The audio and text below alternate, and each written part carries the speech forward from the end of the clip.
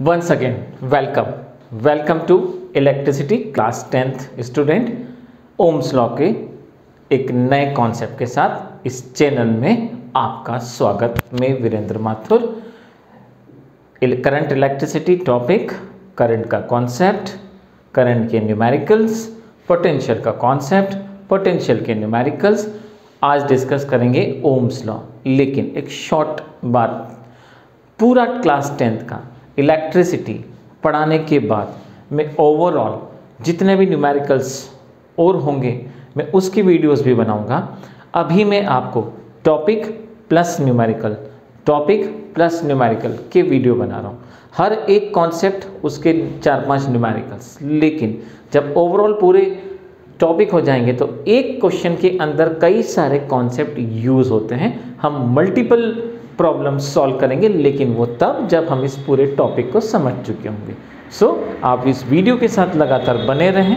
Plus जितनी भी numericals problem आपको लगती है, आप चाहते हैं मैं आपके लिए कराऊं, तो आप मुझे पर्सनली भी कांटेक्ट कर सकते हैं। मेरा मोबाइल नंबर मैं मेंशन कर रहा हूं यहाँ पे 98264547। ये मेरा व्हाट्सएप नंबर भी है। आप पर्सनली मुझे व्हाट्सएप करके कह सकते हैं, कॉल करके, कि आप इस न्यूमेरिकल से रिलेटेड कोई वीडियो बनाएं। मैं डेफिनेटली आपके लिए वीडियो बनाऊंगा। तो चलिए, टाइम को हम ज़्यादा ना एक्सटेंड करते हुए आज डिस्कस करेंगे ओम्स लॉ। आपने सुना होगा, आज मैं आपको ओम्स लॉ समझाऊंगा होता क्या है। यूजुअली मैंने देखा है क्लास 10th के बच्चे रटते हैं, कोई ज़रूरत नहीं रटने की, समझने की ज़रूरत है। तो चलिए इस टॉपिक में, जहाँ से हमने इस टॉपिक को छोड़ा था वहीं से हम शुरुआत करेंगे। और हमें ये सिखाया गया था कि अगर हम एक कंडक्टर के अंदर अगर पोटेंशियल डिफरेंस क्रिएट कर दें, इसके दोनों तरफ अगर हम पोटेंशियल क्रिएट कर दें, तो हम देखते हैं हायर से लेके लोअर की तरफ फ्लो होने लगता है। ये आपने मेरे पुराने वीडियोस में सीखा होगा। इसका मतलब चार्ज जो हैं वो फ्लो करते हैं कब? जब आप पोटेंशियल डिफरेंस डेवलप करते हैं। तो सीधी सी बात है, अगर मैं इन दोनों के बीच जितना ज़्यादा पोटेंशियल बढ़ाऊंगा, करंट भी ज़्यादा बहेगा, कम करूंगा कम फ्लो करेगा। सो एक बात ये सीधी सी समझ में आती है, बहुत सीधी बात, कि पोटेंशियल जो होता है वो डायरेक्टली प्रोपोर्शनल टू आई होता है। हम इस एग्जाम्पल से समझ सकते हैं। दोनों के बीच अगर अंतर ज़्यादा होगा तो फ्लो भी ज़्यादा होगा, डिफरेंस अगर कम होगा तो फ्लो उस डिफरेंस के कारण कम होगा। तो ये जितनी भी स्टोरी आप देख रहे हैं, ये सिर्फ इन दोनों के पोटेंशियल के डिफरेंस पे डिपेंड करती है। जब डिफरेंस बराबर आ जाएगा तो फ्लो रुक जाएगा। हमारे लिए वो बैटरी ख़राब हो जाती है, हम उसे फेंक के नई बैटरी फिर से लाते हैं, मतलब फिर से नया पोटेंशियल डिफरेंस ले आते हैं। और वो तब तक फ्लो होता रहेगा, तब तक वर्क करता रहेगा, जब तक कि दोनों के बीच अंतर है। एक दिन अंतर से फिर ख़त्म हो जाएगा, फिर हम पोटेंशियल बराबर होने के कारण दोबारा से नई बैटरी लाएंगे और फिर से वर्क करेंगे। That means flow of charge की ये कहानी चलती रहेगी जब तक कि पोटेंशियल डिफरेंस है। पर बात ये है कि पोटेंशियल डिफरेंस अगर ज़्यादा है तो करंट ज़्यादा है, कम है तो कम है। इस पूरे कॉन्सेप्ट को समझाने वाले फिजिसिस्ट जो थे, उनका नाम यहाँ पे बोर्ड पे लिखा हुआ है, और इस प्रिंसिपल को जो देने वाले थे ओम्स, इसीलिए हम इनको ओम्स लॉ के नाम से जानते हैं। तो चलिए, हम अगर सिंपल सी बात करें तो V is directly proportional to I। लेकिन इस कहानी का, इस कॉन्सेप्ट में अगर हम देखें तो एक ग्राफ बनाते हैं। इसका एक ग्राफ भी होता है, मैं आपको वो भी समझाऊंगा।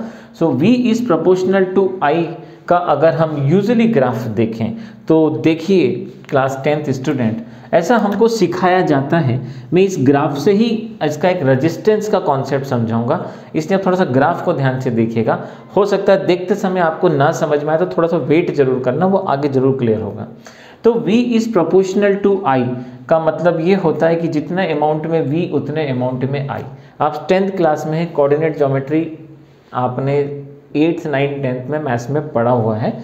इसका जब हम ग्राफ बनाते हैं तो देखिए, जब पोटेंशियल नहीं होता है तो करंट नहीं बहेगा, मतलब हम जीरो से शुरुआत कर सकते हैं। तो ये जो लाइन आप देख रहे हैं, इसको हम पोटेंशियल V से रिप्रेजेंट करते हैं और इसको हम I से। तो आप देखेंगे मैं आपको V और I का ग्राफ बता रहा हूँ, लेकिन ये ग्राफ एक जनरल ग्राफ है।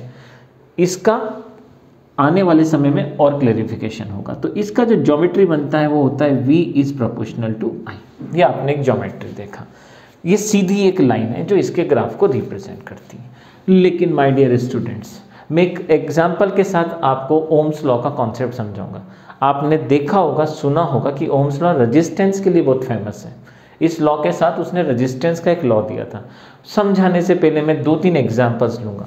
मान के चलते हैं मेरे पास में एक सिल्वर का कंडक्टर है और मैंने 5 वोल्ट का बैटरी उसके दोनों एंड्स पे लगाया, राइट। ये एक सर्किट बनाया मैंने और ये सिल्वर है, ओके।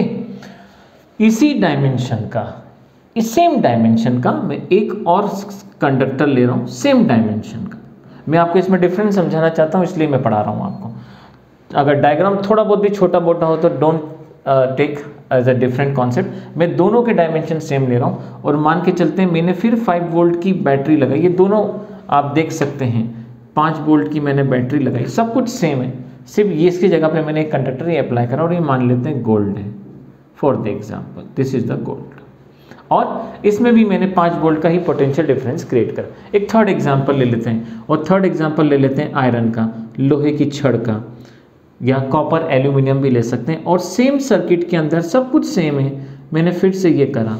जब मैं इस प्रिंसिपल्स को देखता हूँ तो इस प्रिंसिपल से ये समझ में आता है कि अगर मैंने 5 वोल्ट का अगर करंट इसके अंदर अप्लाई करा है तो इसके अंदर जो करंट, जो पोटेंशियल की करंट इसके अंदर जो फ्लो होगा, इसमें जो फ्लो होगा और इसमें जो फ्लो होगा ओम्स के हिसाब से बराबर होना चाहिए, क्योंकि ओम्स ने कहा है पोटेंशियल के प्रोपोर्शनल I होता है। लेकिन माय डियर स्टूडेंट्स, बोला सही है, लेकिन इनके ग्राफ ऐसे नहीं बनते हैं। इनके ग्राफ इसलिए नहीं बनते हैं, उसका कारण ये होता है कि सिल्वर जो होता है वो ज़्यादा अमाउंट में करंट पास करेगा, गोल्ड उससे थोड़ा सा कम अमाउंट में करंट पास करेगा और आयरन उसके रिस्पेक्ट में कम करेगा। इसका मतलब ओम्स की इस स्टोरी के पीछे कुछ और भी छुपा हुआ है जो हमें समझना है। अगर मैं ये इसकी ज्योमेट्री बनाता हूँ माय डियर स्टूडेंट, जैसा मैंने आपसे कहा था वो थोड़ी देर बाद आपको क्लियर हो जाएगा। तो अगर हम इसकी ज्योमेट्री बनाते हैं तो देखिए इसका जो एंगल बनेगा वो थोड़ा सा ऊपर की तरफ बनेगा, इसका एंगल बड़ा बनेगा और ये भी VI ग्राफ ही है। जब मैं इस केस की ज्योमेट्री बनाता हूँ तो माय डियर स्टूडेंट्स इसका एंगल इससे थोड़ा सा नीचे बनेगा, राइट। ये भी आप देखेंगे तो पोटेंशियल और I का ही ग्राफ है। लेकिन जब माय डियर स्टूडेंट्स में कॉपर या एल्यूमिनियम में ये ले लूँ F लोहा, तो जब मैं इसकी ज्योमेट्री बनाऊंगा तो ये भी प्रोपोर्शनल ही बनेगा, ये सारे प्रोपोर्शनल ग्राफ ही हैं। लेकिन आप देखेंगे थोड़ा सा नीचे की तरफ आ रहा है। ये जो आप अंतर देख रहे हैं, इस अंतर को उसने नाम दिया था और उसने बोला था रेजिस्टेंस। रेजिस्टेंस एक वो प्रॉपर्टी होती है जो हमें ये डिफाइन करती है कि एक कंडक्टर के अंदर अगर आप समान पोटेंशियल लगाते हैं फिर भी उसके अंदर कुछ ऐसी प्रॉपर्टी होती है जो करंट को बहने से, फ्लो करने से रोकती है। इस प्रॉपर्टी को ही ओम्स ने नाम दिया था, that is called the resistance.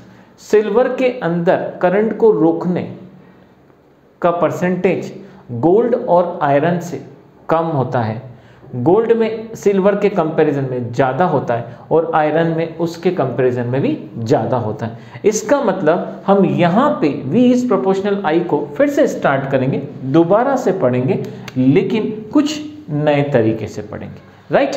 सो आपने देखा इस वीडियो में मैं आपको जो समझाना चाहता हूँ वो समझाना चाहता हूँ मैं आपको एक सिंपल सा कॉन्सेप्ट, ओम्स लॉ, ये 3 डायग्राम, ये रहा कॉन्सेप्ट ओम का।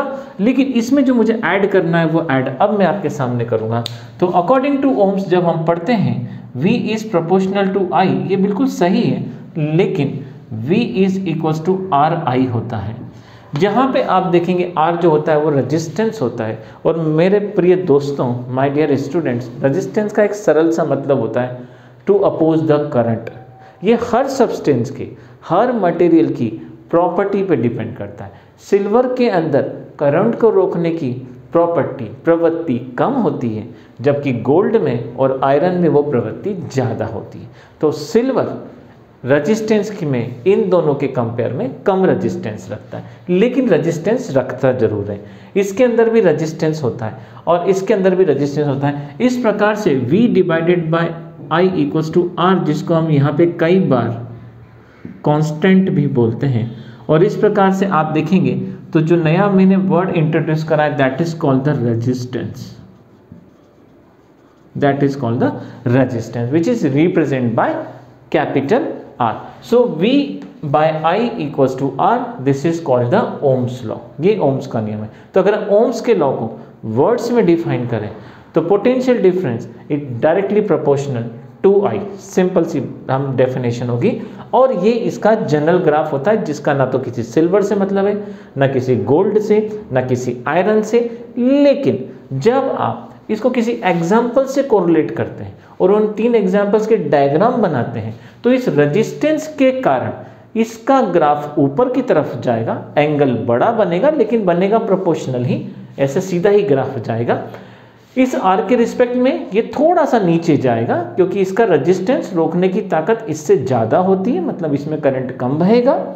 जब आप नीचे के एग्जाम्पल्स में देखते हैं तो इसके अंदर और कम देखने को मिलता है। इसका मतलब तीनों graph V is proportional to I को रिप्रेजेंट करते हैं, लेकिन इस R के कारण इनके एंगल्स में क्या आता है, परिवर्तन आता है, चेंज आता है। तो इस प्रकार से जब आप क्लास 10th के अंदर ट्रिग्नोमेट्री पढ़ते हैं तो माय डियर स्टूडेंट्स ये V और ये I को रिप्रेजेंट कर रहा है मतलब tan थीटा, ये V और ये I को रिप्रेजेंट कर रहा है मतलब tan थीटा, ये V और I को रिप्रेजेंट कर रहा है मतलब tan थीटा।